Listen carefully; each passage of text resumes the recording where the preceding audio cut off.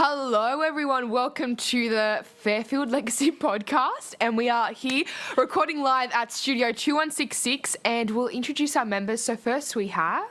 Bethany, hi. Hi, I'm Maddie. Hi, I'm Stephen. And I'm Trinity. And today we will be talking about the recent COVID-19 and the impact it is having on the youth. Ooh. So let's start. Just what's your thoughts on it? So recently, I've made some friends at university because right now I'm studying Japanese. So I've made some friends. I've made some friends recently, and due to this social distancing, I really haven't been able to talk to them a lot. Oh, okay. Yeah, especially one of them actually came down with the flu. Oh, We're not quite sure what's happening with her, but yeah. I think it's fine because it's coming up with flu season right now. How about you guys? How's your social life on campus? So my social life on campus has been pretty pathetic. I actually started off this year with the mindset of I really want to make friends and actually talk to them this time, but due to the recent events, that's kind of being obstructed. Yeah. It really sucks. It's also really impacted my actual uni work.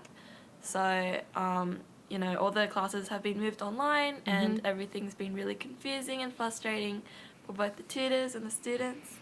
So that sucks even more. Yeah, I can relate definitely because I haven't even had my first tutorial. So I haven't even met anyone from my class, and then we're going into basically lockdown. So for me, uni's postponed for a week. So basically, I've met no friends so far except in my lectures. So it's quite disappointing. What about you? I think I'm kind of the opposite. I don't know. I think I'm going through a YOLO period where I'm just I will do whatever I want to do because you only live once, and my friends and I have been hanging out a lot. But even with my family members, they just came back from overseas and I haven't hugged them in 5 days. I'm waiting until the 14-day period until I can hug them again. I haven't heard of that. Yeah, my parents were exactly the same. They, when I came back from Japan, they were very hesitant in providing anything or touching any of my belongings. For example, when me and my sister we were giving food to my dad, he was like, "Oh no, it's okay. I'm okay. You can have it. You can just enjoy your enjoy your own food and everything like that." So yeah, social distancing's a bit, and incubation periods and things like that.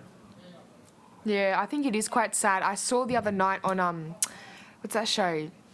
Dancing with the Stars, and there was no one in the audience because of the social distancing measures. It was just the crew, and on this SBS show, ABC called Q&A, the audience was sitting literally 1.5 metres apart because of all these measures. So I think it's quite sad.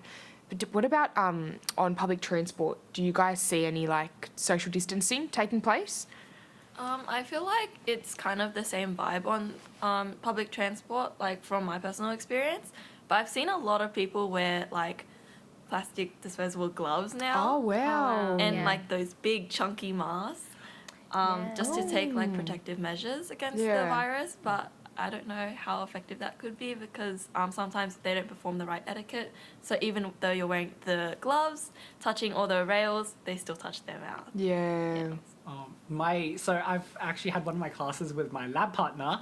He is full blown, completely covered his face with gloves and everything. Yep. I remember introducing myself, and I was like, "Hi, my name is Stephen." Puts out my hand in order to shake him, and he just kind of looked at my hand and went, "No." No, thank you. Yeah, so it was kind of that awkward exchange. Even on public transport too, I find everyone, whenever someone coughs or sneezes, Yes. Everyone would look at them. Yeah. And if they had masks, they would fasten their mask up, or just try to avoid touching them in any way.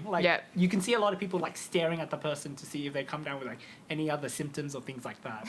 Yeah, I've seen that too. People just kind of give them a look and it's oh, and they kind of give them a stare. But apart from that, I haven't really seen in public. Obviously, public spaces have been quieter, and poor Bethany, no more raves for you. Because all these events are getting cancelled. So what events have been cancelled for you guys? For me, I honestly, it was just Bring It On. But as things start getting cancelled, it's kind of like you don't know what you have until you lose them. Yeah. So many of the events that you see, like, oh, this has been cancelled, this has been cancelled. You're like, oh, right, these like the events like these do exist, like things like that, and you don't really know that you're like they're gone until they're like cancelled and things like that. So like, there's a couple like ideas I've seen, like just that could be fun to go to, but they just aren't happening anymore. There's somewhere I want to go to. I really want to go to the Harry Styles concert. I really pray that is not cancelled. I mean, it's all the way in November, so who knows? Yeah, but that's a while away. that's so. like a gift to God. Like, I need that in my life. So, yeah. Yeah, the rave that got cancelled for me was Midnight Mafia Oh, in May. that's huge. So raves are like not the best place to go to in like situations like this. A lot of like close contact, a lot of sharing water bottles and like other things. So it was really devastating for me because that rave was right at the end of the term. So it was like my motivation to get through the term, but oh well. Well, at least we can learn that the big thing out of this is you don't know what you've got until it's gone. So this is great to talk about because now we can talk about the good aspects of this virus and the wholesome stories that have come out of it. So what have you guys seen? Okay, well, just today I saw a man. I don't think he even worked for the supermarket, but he was just collecting trolleys just to help out the people who were working at the supermarket, and I thought that was super wholesome. And there was also this barista. He was really greeting all the customers and being really attentive and friendly, and I was getting good vibes from the guy. Everybody's been so lovely, but then there's also been people who've been super not friendly, super barbaric, stealing toilet paper and everything. There's been fights and brawls over toilet paper. I think that's quite crazy, but yeah, what have you seen? Anything? Personally, I'm having a mind blank. Hold on, let me think. English. I had an idea and it was completely just disappeared. Right. On my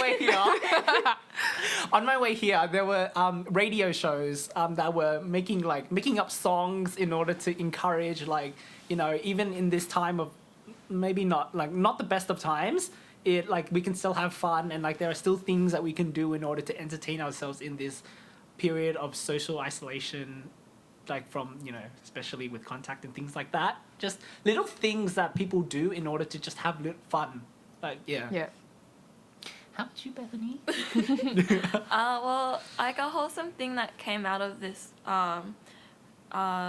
something I saw on Facebook was that the Italy waterways, they used to be really murky rivers, but ever since people have been putting themselves into isolation, the water has actually cleared up and fishes have come back. Swans are there. That's amazing. Yeah. So yeah, that's like a really wholesome thing that wholesome. nature is restoring and regrowing. Yeah, no, I think that's really good. And I feel like it's good that people are staying home. And there's two sides of the story, because I've heard that couples in China are actually filing for divorces because they've stayed with each other for so long. But then also it's kind of a good time to spend time with your family, your friends, working from home. The friends that you live with, I'm talking about. Everyone has to stay healthy, but I think it's good also for self-reflection and kind of self-care time, and just taking time to yourself away from the outside world and just, looking after yourself and things like that. So I think it's a really good aspect that's come out of it. So yeah, anything else? I never knew that the waterways would be so shallow. I thought the waterways of Italy were a lot deeper because it just seems so murky and just. I feel like if I jumped into it, I'd just hit the ground. Honestly, that's what it looked like to me. Well, Italy's in quarantine, so you won't be able to travel there for a while, to be honest. Just cheap tickets. Yeah, that's what I heard. For students, it's cheap tickets. So I just thought of a wholesome thing. Yeah, I don't know if you guys seen, but on Facebook there are actually videos of people who are in their own house, but on the balconies they're actually singing. Yes, And it's just I love a that. great stand for unity and just celebrate, not celebrating, but just kind of entertaining and celebrating unity and standing together. I love that, and I've seen people in Italy on the balconies. They're full DJ shows, and it's been so funny. So that's another wholesome thing that's come out of it. Yeah. I wish they could live stream the Bring It On festival. I think that would be kind of cool to keep Yeah. it Really going. dope. You know, We'll wait if that and was see. possible, like indoors or something.